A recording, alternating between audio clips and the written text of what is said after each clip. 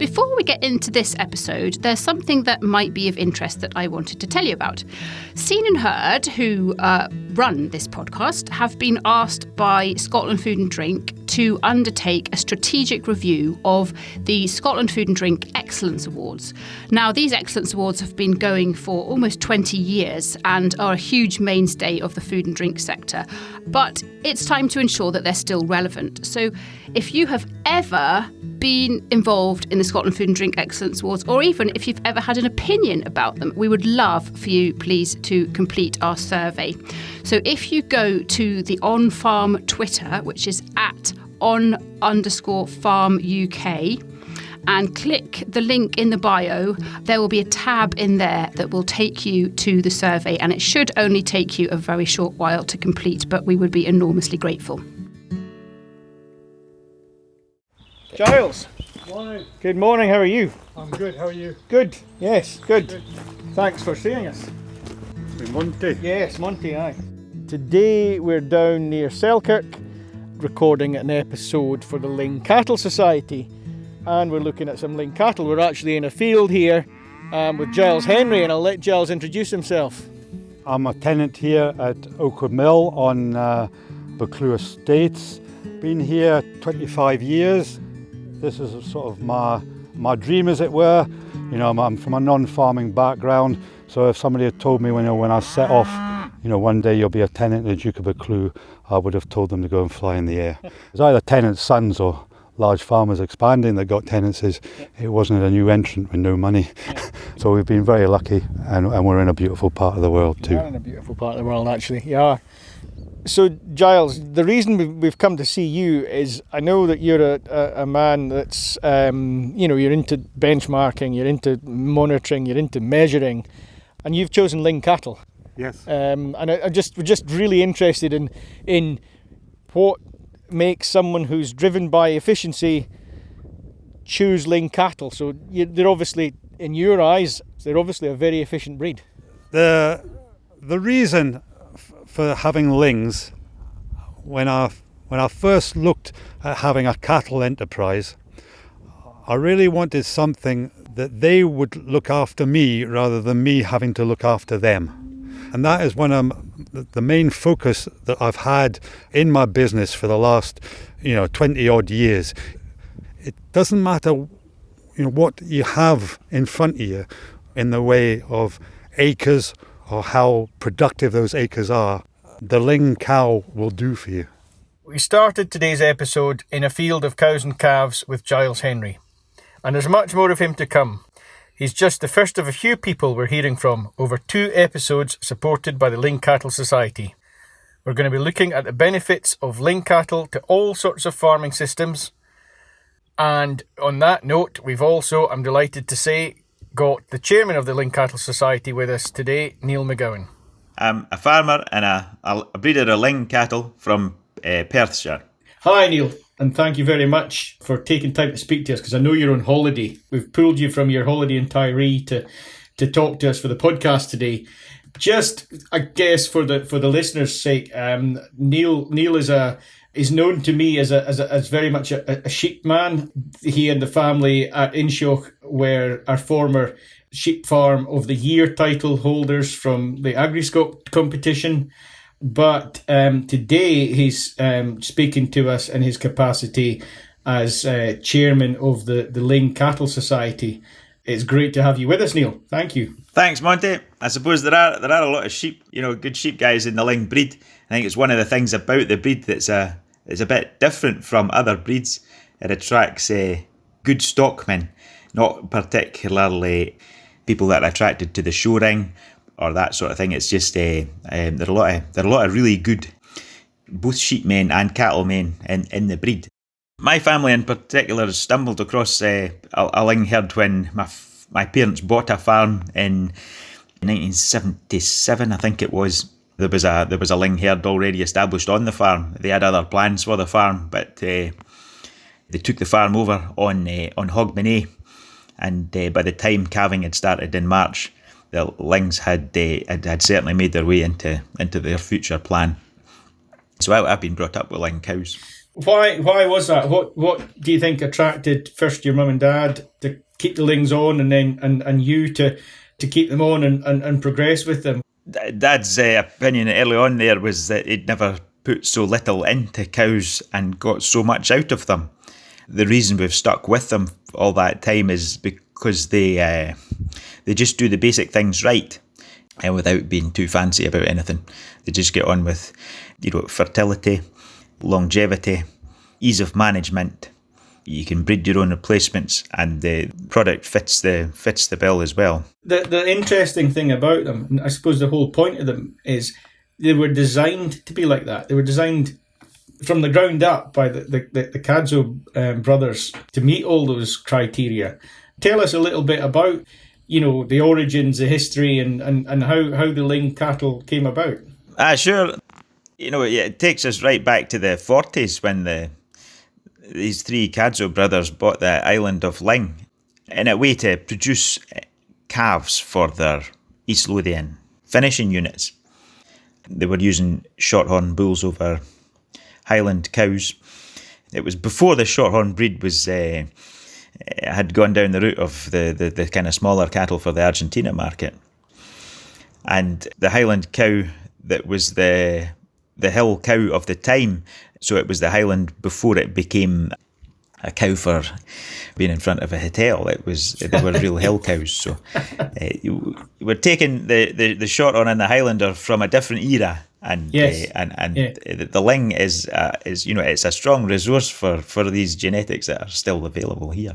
I mean, that was the whole thing, though. These were genuine cattle. They were genuine shorthorns and genuine Highlanders bred to do a job. And the Cadzows looked at the jobs those were doing and thought, combine the two, stabilise, if that's the right word, into a breed, and we can breed cattle that will do exactly what we want. Not cattle that just look good in a show ring or catch a judge's eye, but cattle that can be valued on what we want out of it, the functionality. It's all about functionality, isn't it? Yeah, it was about producing a useful beef animal out of a cow that was going to do that from third quality land. That was their sort of vision, I think. Now, I don't mean to call Giles Henry's ground third quality, but it is harder ground. It's hill ground, it's upland ground. It's actually the sort of ground that the southern uplands of Scotland are renowned for. It's what makes the area beautiful. It's what makes the area attractive to tourists and visitors and residents alike. And a big part of Giles's system is to utilise this sort of ground. Basically, he throws his Ling cattle up onto the high ground for the winter. And they do brilliantly up there on very few inputs. And apart from daily checks, very little intervention is needed. The cows here, they graze all winter at 1,100 feet on a block of hill ground which isn't grazed from May through till November. So that basically is my silage pit. It grows all summer. We don't cut it or bale it or anything. The cows just eat it for themselves. Tell us a bit about what you've got in terms of, how many cows and what is the setup here. And Oakwood Mill is 260 acres with 75 cows to the bull. We run them, as I say, the cows on the hill for winter. The Spained calves, once they've sort of tidied up, the good forages, by the sort of end of October, they go on to kale and arable silage. We just move a wire every day on strip graze the kale, and we just shift a ring feeder over the bales. The bales are laid out ready for winter, so hopefully I'm not having to use a tractor through the winter. Again, just trying to save making a mess mainly. And then when the cows come down off the hill, 1st of April, start calving, and they just calve in paddocks, split them into sort of groups of 20, 25, and they just calve in the paddocks. You know, we don't shed any bark once they've calved or not calved or whatever. You know, the whole group just calves together and they just get moved. Try to work them on, you know, the size of, you know, we're on 1 hectare, basically 1 hectare paddocks. So, you know, we can go just on 3 day shifts. So the Ling then, it sounds like Ling cattle are, you know, they fit your system. How did you come to Ling? You know, you came here 25 years ago. Were Ling your first choice? Tell us a bit about that. I brought a few Lings with me actually. The last farm I was on, you know, I knew I was going to have to move at some point, and I thought, well, you know, if we are going to get a move, then, you know, I would like a few cows as well. So I went up to a sale at Dalmarley and I bought a few newly speined heifers. You know, they were just such a quiet breed to handle and everything, like, you know. Are you just on your own? I'm just on so my own. It is important that they're a quiet breed. Yeah, just on our own. You know, you can work with them, you can walk in amongst them. All through the summer, my buggy or my ATV is on the road. I never come in amongst them with the buggy or ATV unless they're getting a shift. Whatever we're doing in farming, we've got to enjoy it, because it's we're probably not doing this job for the retirement package or the gold watch. So we've got to enjoy what we're doing. And I just see too many people working cattle that are. It's such a big job to go and do something. You need to have a lot of people organised, and you need to maybe spend the next 2 or 3 days mending fences. Whereas with the Ling cow, things are pretty simple. I think the temperament's a huge part of it. I've just jumped into my office for a wee bit because I found something about Ling cattle that I want to share with you because it's fascinating. I've stumbled on a wee booklet written by Dennis J. Cadzow, OBE, who was one of the Cadzow brothers of Ling. And this booklet, called The Ling Breed, it was funded by Massey Ferguson because the Cadzow brothers won the Massey Ferguson National Award for Services to Agriculture back in 1972. And with the help of Massey Ferguson, Dennis Cadzow authored this little booklet in 1974 to explain the reasons for and the methods by which the Ling breed was developed. And I'm just going to dip into it because it's absolutely fascinating. It's online, sadly. I wish I had it as a hard copy. I must try and obtain a copy, but let me see. Only one new breed of cattle has been developed to boost beef production in the cold, wet corners of the world, and that is the Ling, developed by the Cadzow brothers on Scotland's west coast. Just quickly skipping through, we three decided to try and buy some hill land in the north or west of Scotland to breed cattle for our east coast farms to fatten. Land was comparatively cheap in those areas.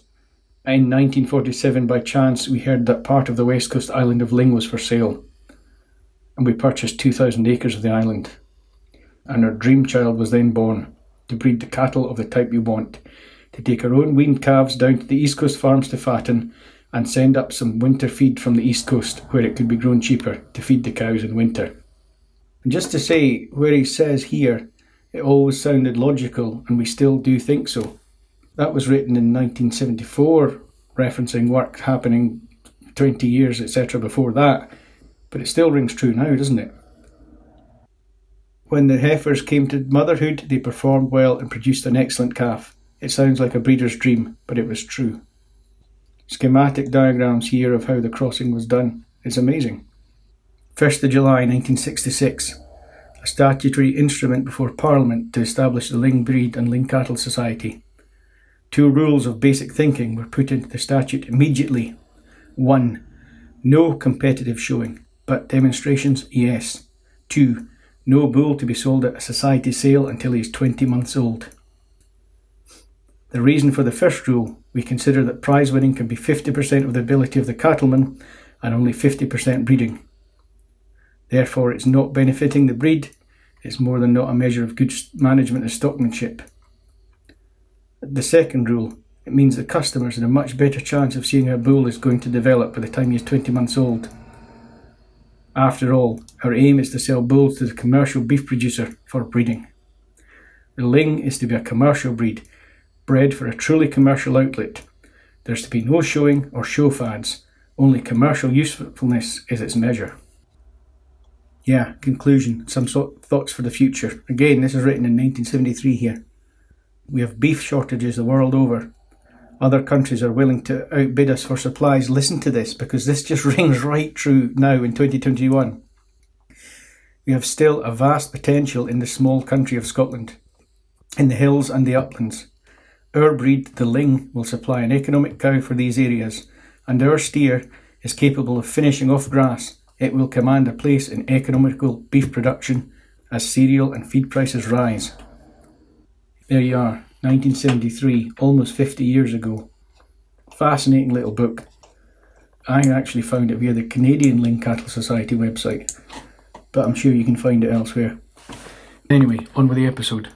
The Cadzow brothers were ahead of their time, and what strikes me, they were doing what people, a lot of farmers now are trying to do, which is establish what is effectively a closed flock or herd that can, that breeds its own replacements, that looks at the maternal animal is low cost to keep, but you get the output in terms of, kilograms per hectare forage converted into meat. And they were really looking at all these things, as you say, way back from the 1940s, 1960s onwards. Yeah. What a debt of gratitude we owe to the people, these cattlemen with the vision to develop and make a breed. But also the stubborn cattlemen that kept it going, because the Luing breed's certainly been through a time when people have just considered them as just a hairy cow that doesn't really fit the modern industry. I took off round the world on a Nuffield scholarship a few years ago looking for different ideas of beef cattle and sheep too, and I think coming back from that, looking at what we have in the Luing breed here is really quite special. Most of the herds are run by very commercial guys that are just keep them as commercial cows. I always think your favourite Luing cows, or the best Luing cow in the herd, would be an old cow that's never been helped calving. She's got a nice udder. She's produced a kind of above average calf every year, and she looks like she's going to go on forever. If somebody asks me what your favourite Luing cow is, that's the cow I would take them to. Whereas if you go to someone from another breed maybe and ask them what about the favourite cow, it was maybe it was the cow that won the show 3 years ago and hasn't calved since, but by gum, look at the size of her, she's enormous, And I think that's maybe a wee bit of a difference, and again, it's something we've got to thank the Cadzows for. I like that, and we're not decrying other breeds here, and there's nothing finer than some of these animals that we see at shows and celebrating what breed characteristics they've got and the look of them, etc. But when it comes to that, as you say, it's about commercial attributes and a beast that does the job for you. There's folk doing bull beef and working on good top weights that are giving as good returns as pure continentals. But see, that's key, because you're talking about the similar returns, as good returns as continentals in terms of prime cattle, but the cost of production of that prime beast is going to be a lot less because of the inherent low cost nature of keeping the Luing cow.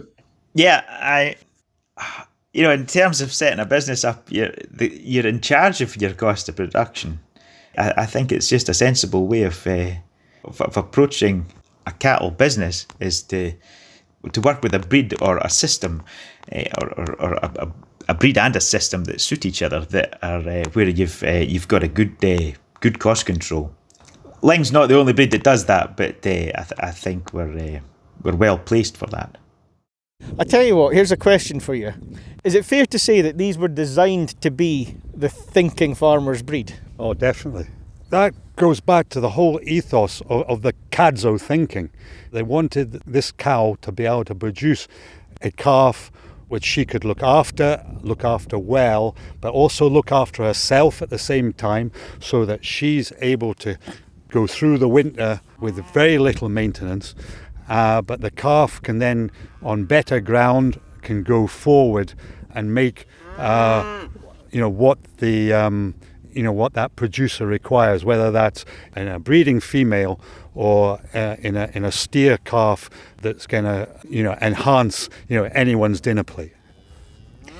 And for anyone that doesn't know Luing cattle, the Luing Cattle Society website is a good starting point to see what these beasts actually look like. But they're a lovely red colour in the main. There's some roan ones.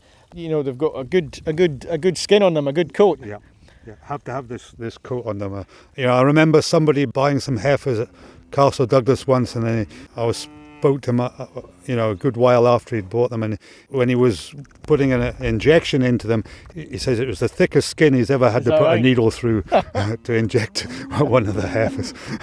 You're on about, carrying flesh. I mean, these girls have been working hard, as I say. They've been raising these calves now for the best part of 4.5 months, whatever it is.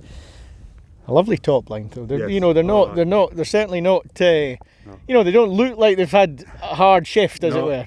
But this is what I've been saying. This is what we need.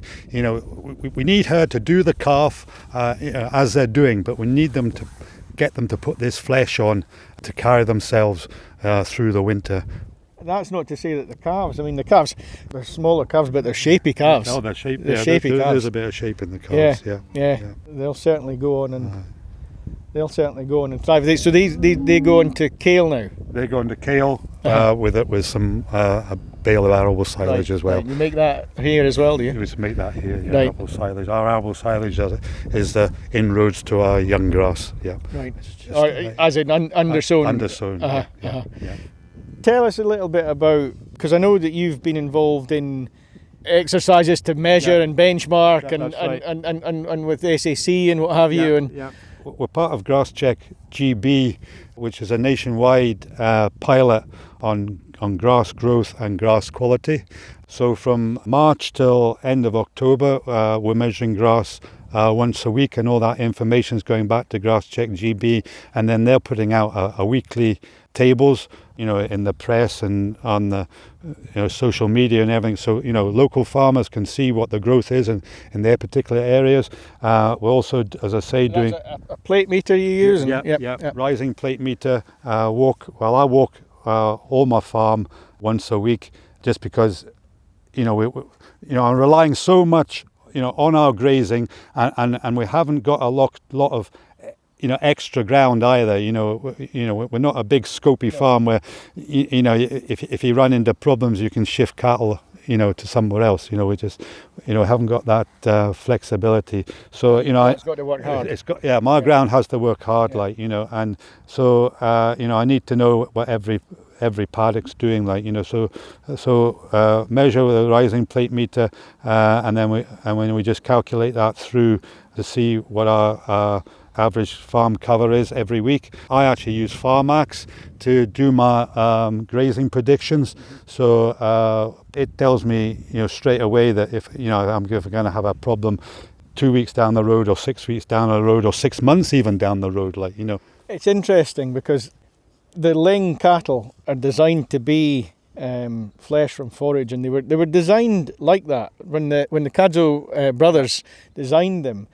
But what you're talking about, it's all like the next step on. Yes. I wonder, go back 60 years ago when they were, if you like, designing this breed. I wonder what they would make of all what you're doing now, and how it all, it's almost the next step of science and monitoring, isn't it? Yes, it is. We're using a lot more data than they were using, but I think they still had this. They had this vision because they had this vision. They had this lovely farm in East Lothian, and they thought, we need something that will finish on this lovely ground that we have in East Lothian.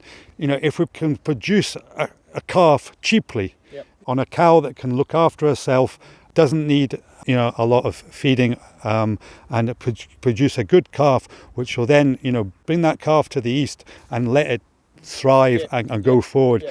I suppose we've just taken it on a couple of steps from there, but we mustn't forget though, with this breed, we need hair on them because they've got to survive through the winter, and we need them to put a lot of flesh on,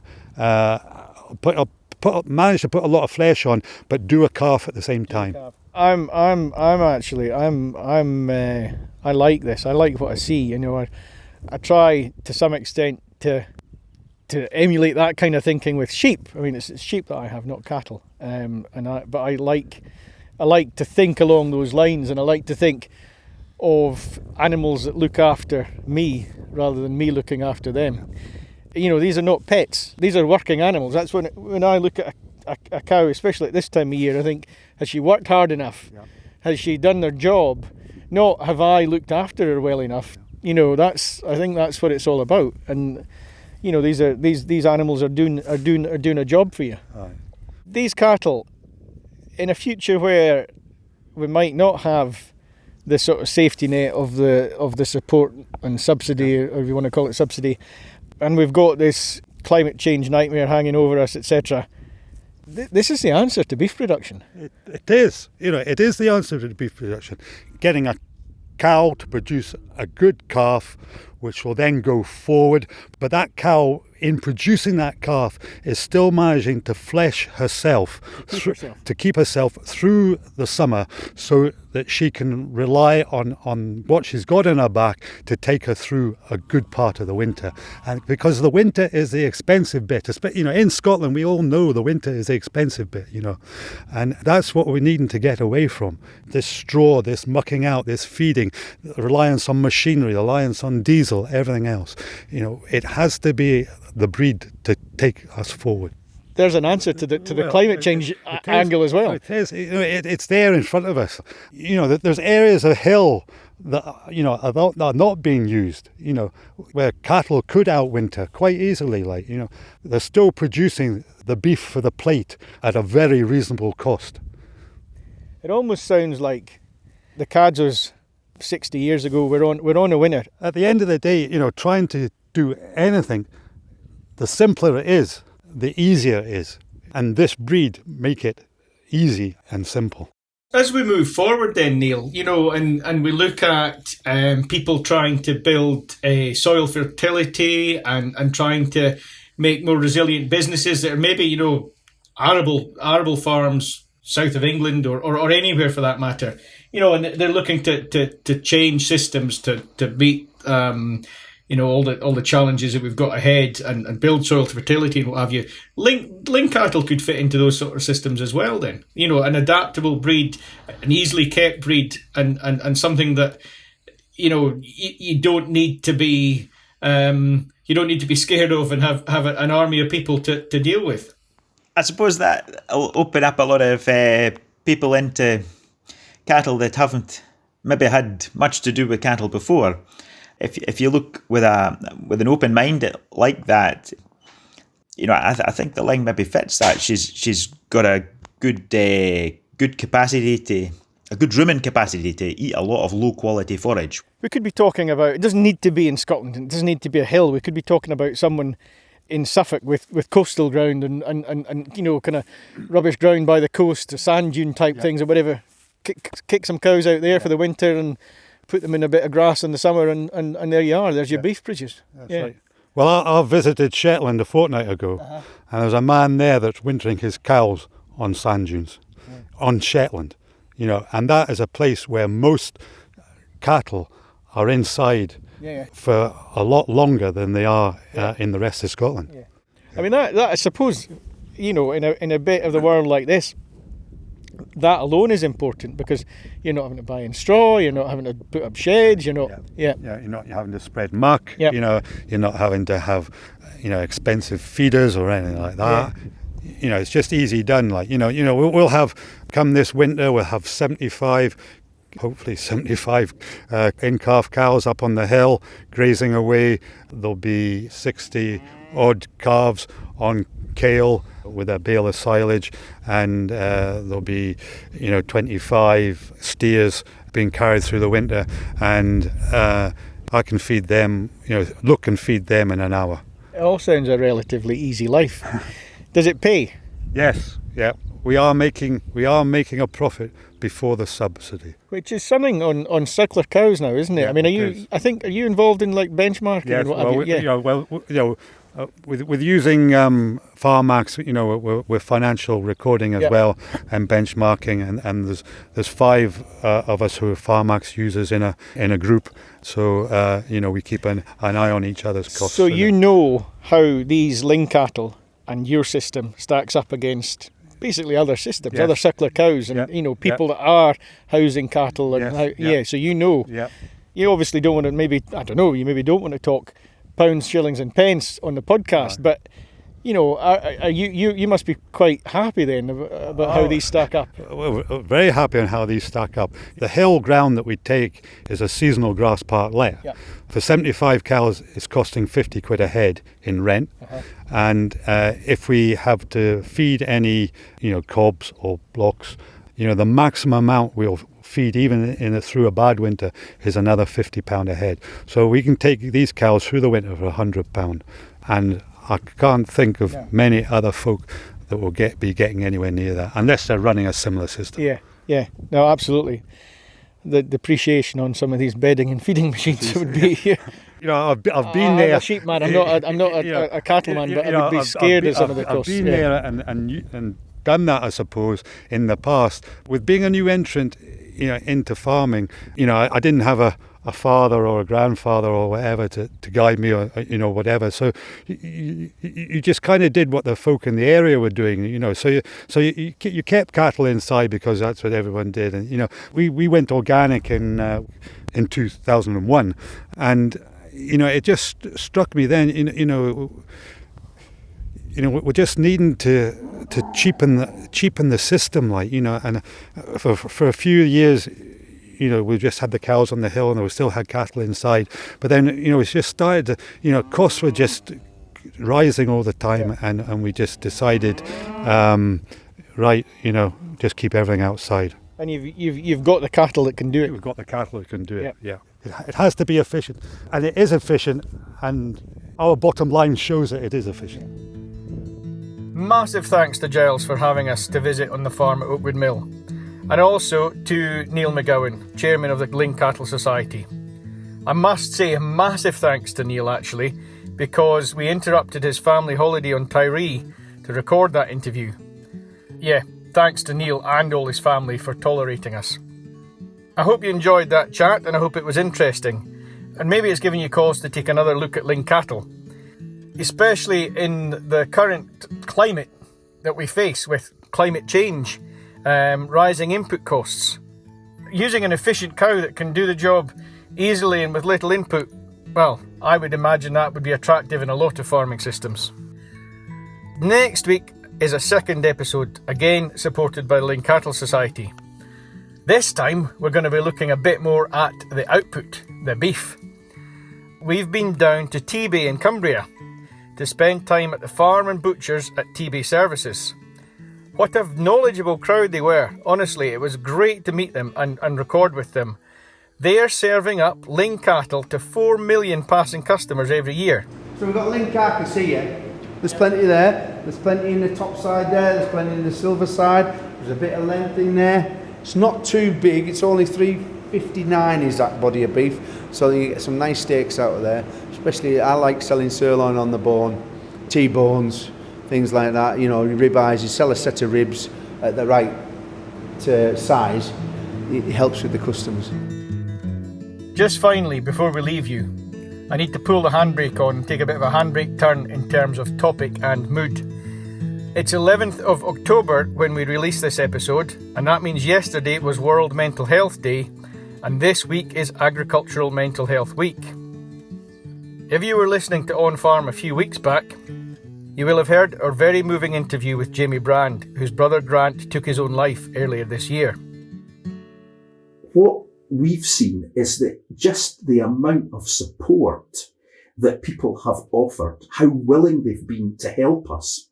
Had Grant actually known just what was around him, the metaphorical hug of all the friends and neighbours and people that we didn't really know that well, who've just turned up, with a pan of soup, that help and support was always there. It's just an absolute tragedy that it takes events like this to actually get that feeling of community. I'm pleased to say that to mark Agricultural Mental Health Week, our friends at the Speaking of Suicide podcast are running that interview in full.